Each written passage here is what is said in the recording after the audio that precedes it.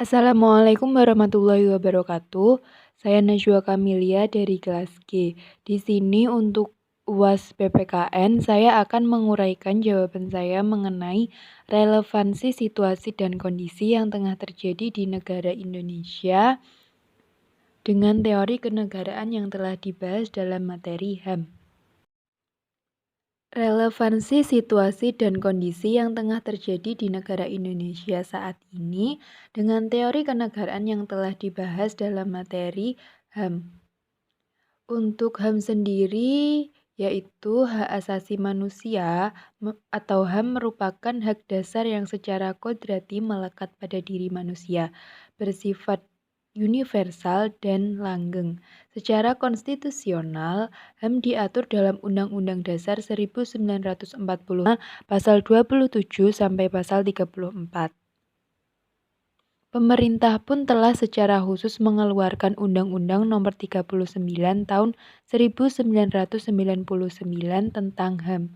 Namun berbagai pelanggaran HAM faktanya masih terjadi di Indonesia hingga saat ini. Kemudian untuk contoh kasus pelanggaran HAM yakni baru-baru ini terjadi tindak kekerasan yang dilakukan oleh aparat kepolisian terhadap warga di Desa Wadas, Purworejo, Jawa Tengah. Kericuhan berujung kekerasan oleh polisi ini terjadi dalam proses pengukuran lahan warga untuk penambangan batu andesit di desa tersebut pada tanggal 8 Februari 2022. Tak hanya itu, puluhan warga juga ditangkap dan ditahan polisi. Akibat kejadian ini, warga mengalami trauma. Pasca kejadian, beberapa orang bahkan tidak berani pulang ke rumah dan bersembunyi di hutan karena ketakutan. Dalam kasus ini menunjukkan jelas terjadi adanya pelanggaran HAM. Komnas HAM menyatakan menemukan fakta bahwa Kepolisian Daerah Jawa Tengah, Polda Jateng menggunakan kekuatan berlebihan dalam peristiwa kekerasan di Desa Wadas pada 8 Februari lalu.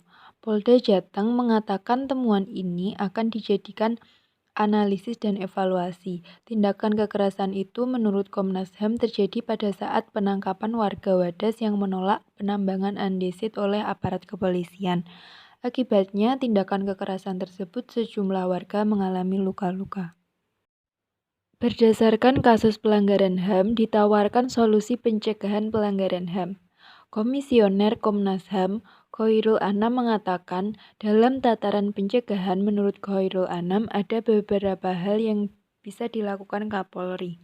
Yang pertama, menanamkan kembali nilai-nilai anti kekerasan, anti penyiksaan, dan penghormatan terhadap HAM kepada seluruh anggota kepolisian di tiap jenjang pendidikan. Kemudian memberlakukan pemberian sanksi atau penghargaan bagi Polres dan Polda dalam menegakkan hukum anti kekerasan dan anti penyiksaan.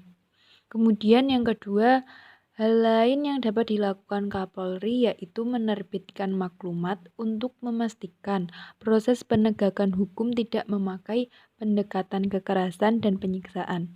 Penyelidikan dan penindakan secara profesional juga perlu dilakukan terhadap anggota polisi yang melakukan kekerasan.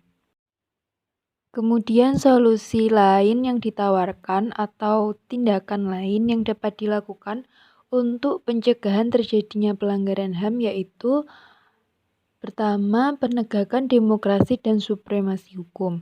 Yang kedua, meningkatkan kualitas pelayanan publik untuk mencegah berbagai bentuk pelanggaran HAM.